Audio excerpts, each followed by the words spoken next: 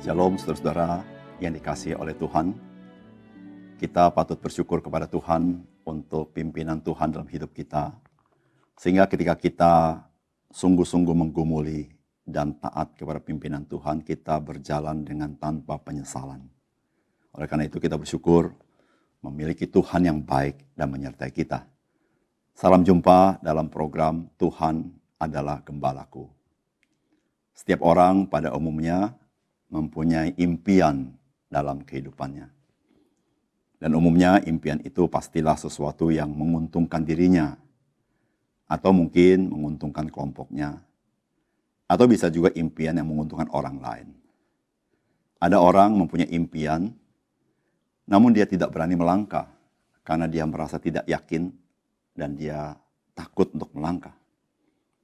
Namun ada orang mempunyai impian, dia berani melangkah, namun dia menghalalkan segala cara untuk menggapai impian tersebut.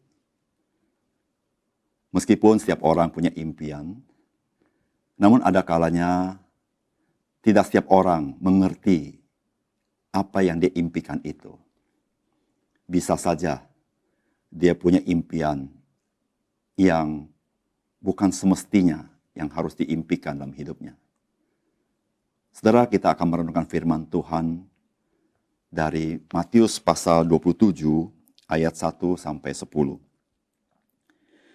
Ketika hari mulai siang, semua imam kepala dan tua-tua bangsa Yahudi berkumpul dan mengambil keputusan untuk membunuh Yesus.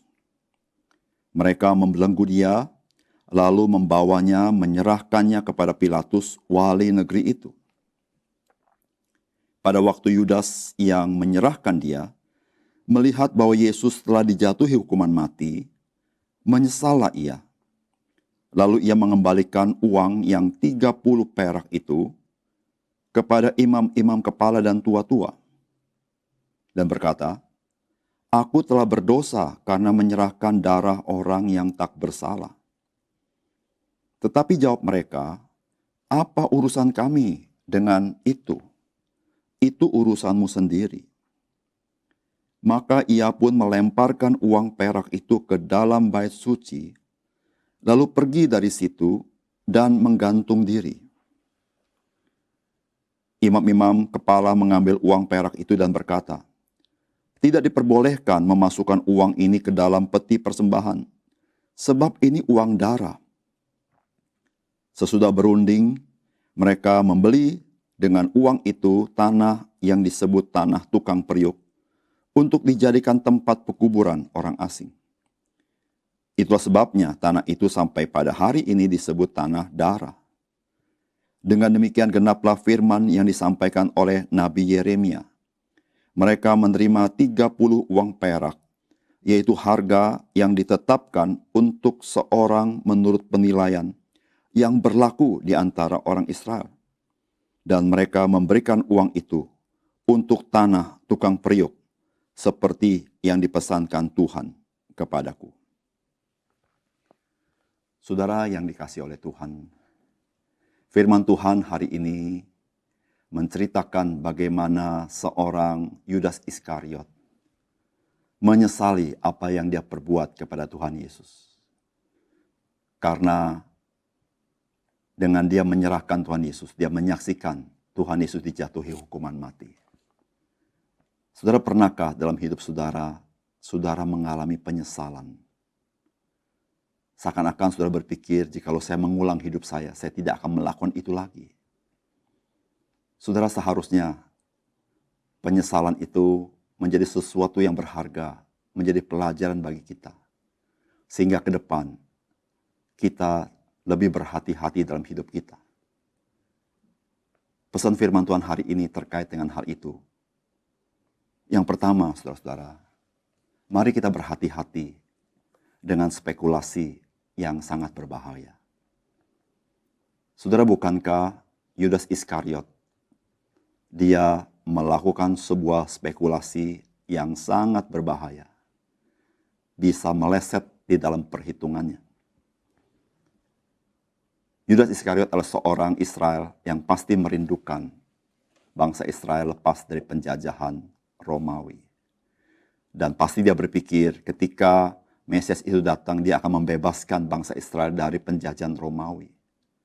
Dan Yudas Iskariot berjumpa dengan Yesus.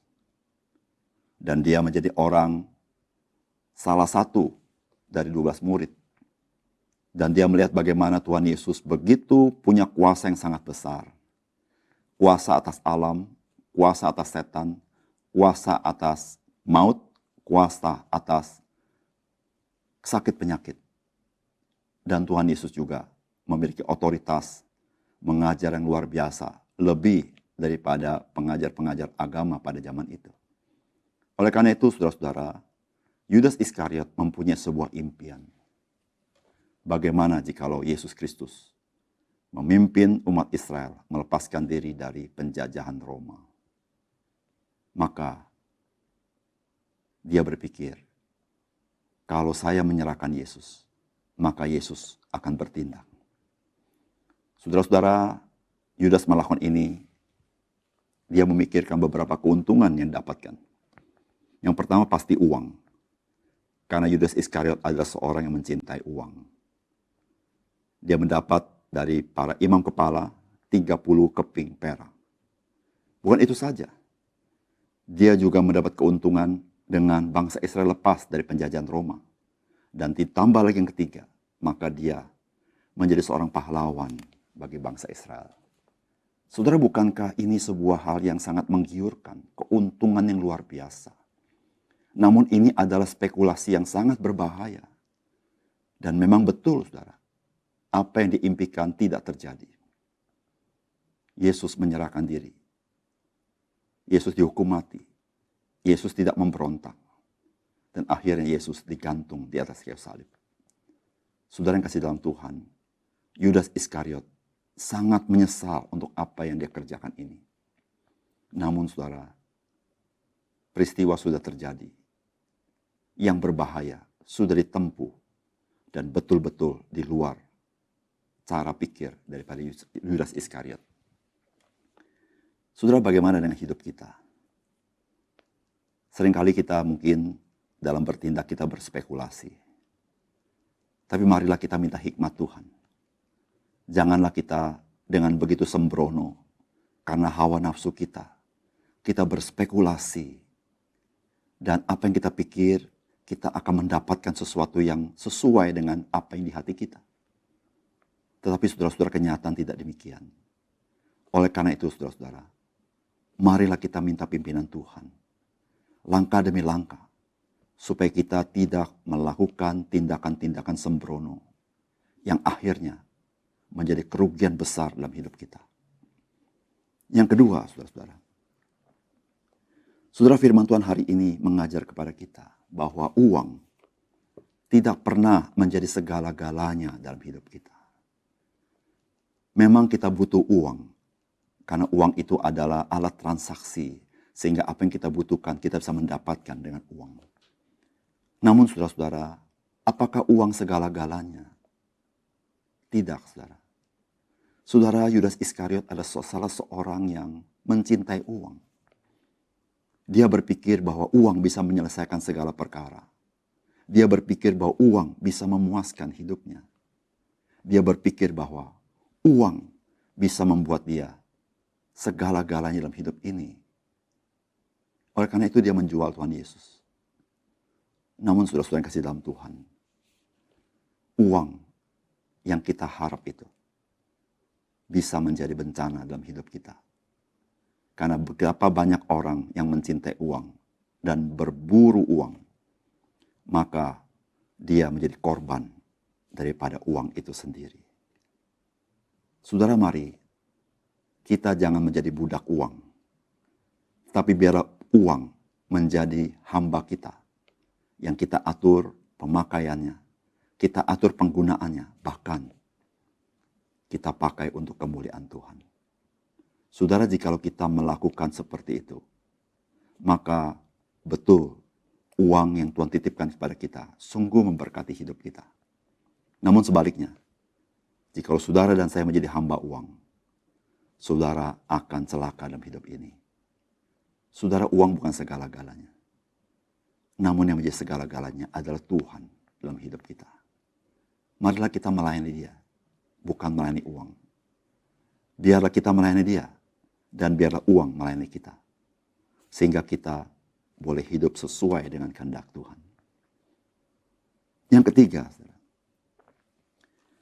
saudara, firman Tuhan mengajar kepada kita hari ini bahwa hati nurani kita selalu menyadarkan kita meskipun kita berusaha menekannya.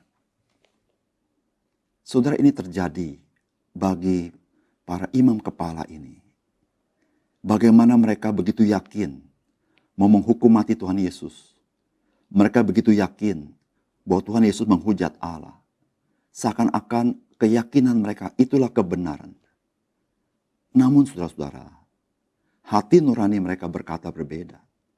Dan ini terjadi ketika Yudas mengembalikan uang 30 keping perak kepada mereka. Dan mereka tidak mau terima. Karena mereka tahu, itu bukan uang yang benar. Itu uang suap. Menghalalkan segala cara. Perbuatan mereka tidak benar. Dari mana kita tahu? Ketika uang itu dilempar ke bait suci, maka mereka mengambil uang itu. Dan mereka berdiskusi dan mereka berkata, 30 keping perak tidak boleh jadikan uang persembahan. Karena uang ini adalah uang darah. Saudara-saudara, apa yang mereka katakan kali ini? Mereka mengatakan sesuai hati nurani mereka. Saudara yang kasih dalam Tuhan, jangan kita belajar dari pemimpin agama seperti ini. Yang menekan hati nurani hanya untuk harga diri, hanya untuk posisi, hanya untuk gengsi, tetapi menyangkali kebenaran. Tapi saudara-saudara, ketika hati nurani berbicara, mari kita mendengar apa yang Tuhan katakan kepada kita. Sehingga kita tidak pernah menyesal dalam hidup kita. Biarlah impian kita adalah mengimpikan bagaimana kita hidup seturut kehendak Tuhan, memuliakan Dia, menyenangkan hati Dia. Dan itulah yang membuat kita tidak pernah menyesal dalam hidup ini. Apapun yang terjadi. Mari kita berdoa. Bapa surga, terima kasih untuk pelajaran firman Tuhan yang berharga hari ini. Kami mempunyai impian, kami punya cita-cita. Tapi ya Tuhan, ajar kami supaya kami tunduk di bawah pimpinan Tuhan. Sehingga kami tidak pernah menyesal untuk apa yang kami kerjakan ya Tuhan. Tuhan bantu kami supaya kami tidak berspekulasi yang begitu berbahaya, mengorbankan banyak hal dengan berpikir bahwa kami mendapat keuntungan besar. Tapi ajar kami merendahkan diri, rela dipimpin Tuhan. Tuhan terima kasih untuk semuanya ini. Kami bersyukur kalau kami ada berkat dalam hidup kami. Ajar kami. Janganlah berkat itu menjadi Tuhan kami. Tetapi Tuhan kami adalah Engkau. Dan berkat itu adalah sarana yang Tuhan berikan untuk kami boleh memuliakan nama Tuhan. Ya Tuhan, tolong kami. Ketika Engkau berbicara kepada kami, ajar kami taat kepadamu. Supaya kami tidak pernah menyesal dalam hidup kami. Kami serahkan hidup kami hari ini ke dalam tangan-Mu. Mohon pimpinan dan berkat Tuhan. Dalam nama Tuhan Yesus kami berdoa. Amin.